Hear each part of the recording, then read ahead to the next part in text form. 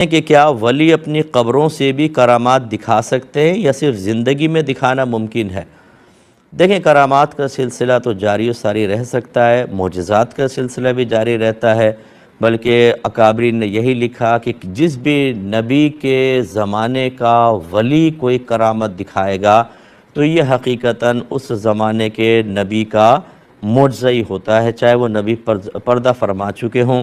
ایسے اولیاء کرام کی کرامات اس کے بعد بھی معروف ہیں، کبھی بارشیں ہوتی ہیں، کبھی لوگوں کی مشکلات حل ہوتی ہیں، لیکن وہ اصل میں فاعل حقیقی اللہ تبارک و تعالیٰ کی ذات ہوتی ہے۔ بعض لوگ اولیاء کرام کے تصرفات پر تنقیدات کرتے ہیں کہ یہ اگر ایسا ہے تو فلاں جگہ جا کے کیوں نہیں مدد کر دی، ایسا ہے تو فلاں جگہ جا کے مدد کیوں نہیں کر دی۔ ایسا نہ کیا کریں۔ تصرفات اولیاء ہوں یا معجزات انبیاء، یہ اللہ تعالیٰ کی مشیت کے تابع ہوتی ہیں۔ جب ان کی اجازت ہوگی، اللہ تعالیٰ کی اجازت ہوگی، تو نبی معجزہ بھی دکھا دے گا، ولی کرامت بھی دکھائے گا، یا خود بخود ان کے چاہے بغیر اللہ تعالیٰ ان سے کرامت کا یا معجزے کا ظہور کروا دیتا ہے۔ یہ اللہ کی مشیت پر موقوف ہوتا ہے۔ ان کو اختیارات بہت دیے گئے ہیں، لیکن وہ اختیارات مشیت الہی کے تابع ہوتے ہیں۔ اس لیے تنقیدات صحیح نہیں ہیں اولیاء کرام پر۔ اگر آپ اولیاء پہ اس وجہ سے تنقید کرتے ہیں کہ جی یہ ولی نے فلاں کام کیوں نہیں کر دیا، فلاں کیوں نہیں کر دیا، تو پھر معذرت کے ساتھ یہ اعتراض ایک غیر مسلم اللہ تعالیٰ پر بھی کر سکتا ہے۔ آپ کہتے ہیں کہ فلاں جگہ غیر مسلمانوں کو مار رہے ہیں، ولی کہاں ہیں؟ کافر اگر کہے خدا کہاں ہے، کیا جواب دیں گے آپ؟ آپ کہتے ہیں کہ جی ہم مزار پر گئے، وہاں سبیل تھی، اس میں جو پانی کا کٹورا تھا اس میں بھی زنجیر باندھی ہوئی تھی، تو جو ولی اپنے پانی کے کٹورے کی حفاظت نہیں کر سکتا، لوگوں نے زنجیریں باندھ کے اس کو چوروں سے محفوظ رکھا ہے، ولی کیا کرے گا؟ تو پھر میں سوال کرتا ہوں کہ مسجدوں سے جو ہوتی ہیں بتائیں، حالانکہ وہ خانہ خدا کہلاتا ہے، بیت اللہ ہیں مسجدیں، تو اگر کوئی کافر یہ کہے کہ تمہارا خدا تو اپنے آئے ہوئے مہمانوں کی جوتیوں کی حفاظت نہیں کر سکتا، تمہارے خدا کی قدرت کہاں گئی؟ کیا جواب دیں گے آپ؟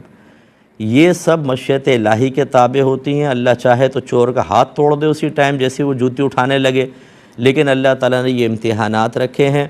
اللہ تعالیٰ حکمت کے تحت بعض اوقات درگزر فرما دیتا ہے، مہلت دیتا ہے، فوری گرفت نہیں فرماتا۔ ایسی اولیاء یا انبیاء علیہ السلام کے تصرفات ہیں کہ وہ مشیت الہی کے تابع ہیں۔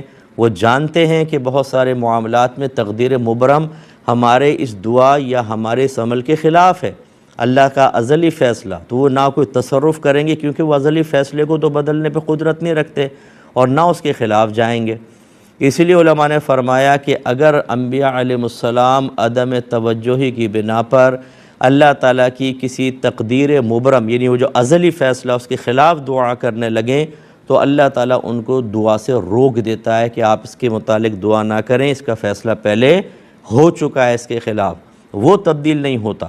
تو لہٰذا یہ غلط فہمیاں پیدا کرنا تاکہ اولیاء کرام کی عزتیں دل سے نکل جائیں، لوگ ان کے بارے میں بدگمان ہو جائیں، یہ اچھی چیز نہیں ہوتی ہے۔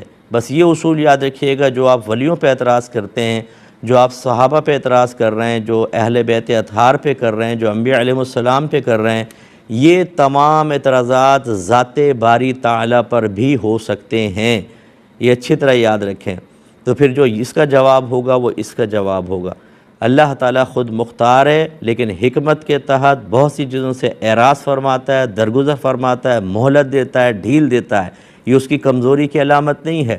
ایسے ہی انبیاء علیہ السلام یا اولیاء اعظام اپنے تصرفات کو روک لیتے ہیں، اس لیے کہ مشیت الہی اس کے خلاف ہوتی ہے۔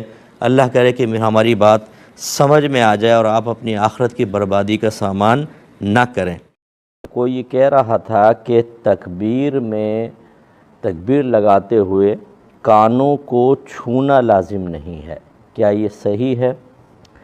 یہ بالکل صحیح ہے۔ کوئی کان کی یا انگوٹھوں کو کان کی لو کے ساتھ لگانا کوئی لازم نہیں ہے۔ ہاں، کندھے تک اٹھانا یا کانوں کے برابر تک ہاتھوں کو لے کے جانا امام اعظم ابو حنیفہ رضی اللہ تعالی عنہ مستحب قرار دیتے ہیں، سنت مستحبہ، تو اس لیے یہ کرنا چاہیے۔ لیکن لوگ اصل میں اندازہ کرنے کے لیے کہ بعض اوقات کیونکہ شیشہ تو سامنے ہوتا نہیں، وہ اس طرح کانوں کو یہ چھو کر اندازہ کر لیتے ہیں کہ ہاتھ صحیح مقدار اور مقام تک پہنچ گئے ہیں، تو اگر اس وجہ سے کوئی کرے، اس کو سنت سمجھ کے نہ کرے، تو پھر کوئی حرج نہیں ہے۔